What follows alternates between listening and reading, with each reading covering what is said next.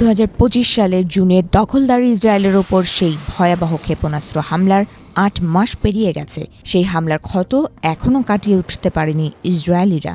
দখলদার ভূখণ্ডটির রামাত গান শহরে আবাসিক এলাকাগুলোতে ইরানের মিসাইল হামলার ধ্বংসের চিহ্ন এখনও স্পষ্ট।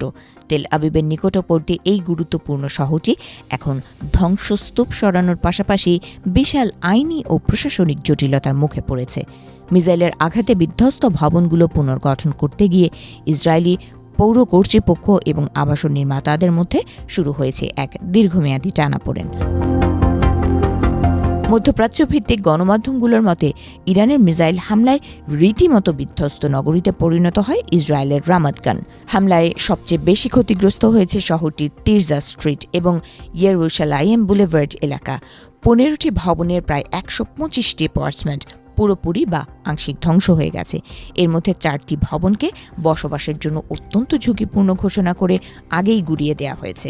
ইরানের মিসাইলের হামলার সেই ক্ষত পুষিয়ে শহরের পশ্চিমাঞ্চল বা ডায়মন্ড এক্সচেঞ্জ এলাকার পুনর্গঠন দ্রুত গতিতে এগিয়ে নেওয়া হচ্ছে। তবে এ এলাকার পূর্বাঞ্চলের চিত্র পুরোপুরি ভিন্ন। খবর অনুযায়ী শহরটির পশ্চিমাঞ্চলে 11টি ক্ষতিগ্রস্ত ভবন ভেঙে 60 তলার একটি আধুনিক আবাসিক টাওয়ার এবং নতুন স্কুল তৈরির কাজ দ্রুত শুরু হয়েছে। গত সপ্তাহে যেখানে যাতায়াত ব্যবস্থার উন্নতির জন্য নতুন রাস্তাও উদ্বোধন করা হয়েছে। অন্যদিকে পূর্বাঞ্চলে 35 থেকে 40 তলার 2টি টাওয়ার নির্মাণের পরিকল্পনা থাকলেও তা ধীর গতিতে চলছে। ডেভেলপারদের মধ্যে সমন্বয়হীনতা এবং জমির মালিকানা সংক্রান্ত জটিলতাই এর প্রধান কারণ। গত যুদ্ধে ইরানের ক্ষেপণাস্ত্র হামলায় ক্ষতিগ্রস্তদের ক্ষতিপূরণ দিতে উদ্যোগ নেয় ইসরায়েল সরকার।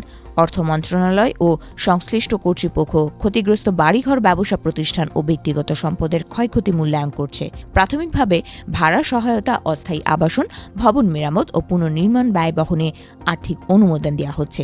ইরানের হামলায় যেসব ইসরায়েলিদের বাসস্থান সম্পূর্ণ ধ্বংস হয়েছে তাদের জন্য বিশেষ পুনর্বাসন প্যাকেজের কথাও বিবেচনায় রয়েছে। তবে এখনও ইসরায়েলি আইনি মারপ্যাচে আটকে রয়েছে স্থানীয় ইহুদি বাসিন্দারা, কারণ ইসরায়েলি সরকার এখনও যুদ্ধকালীন ক্ষয়ক্ষতি পুনরুদ্ধার আইন পাশের অপেক্ষায় আছে। এই আইন পাশ হলে স্থানীয় পৌর কর্তৃপক্ষ জেলা কমিটির অনুমতি ছাড়াই দ্রুত প্রকল্প অনুমোদন দিতে পারবে।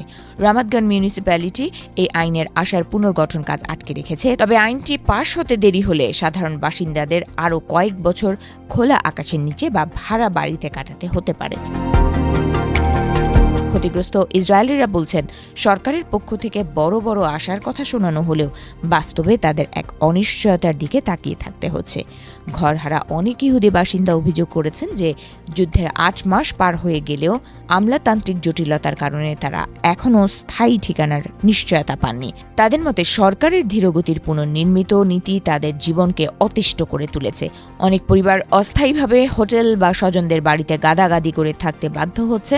বাসিন্দাদের দাবি, সরকার যদি দ্রুত ক্ষতি পুনরুদ্ধার আইন পাশ না করে, রামাত গানের এই ধ্বংসস্তূপ নেতানিয়াহু সরকারের ব্যর্থতার প্রতীক হয়ে দাঁড়িয়ে থাকবে।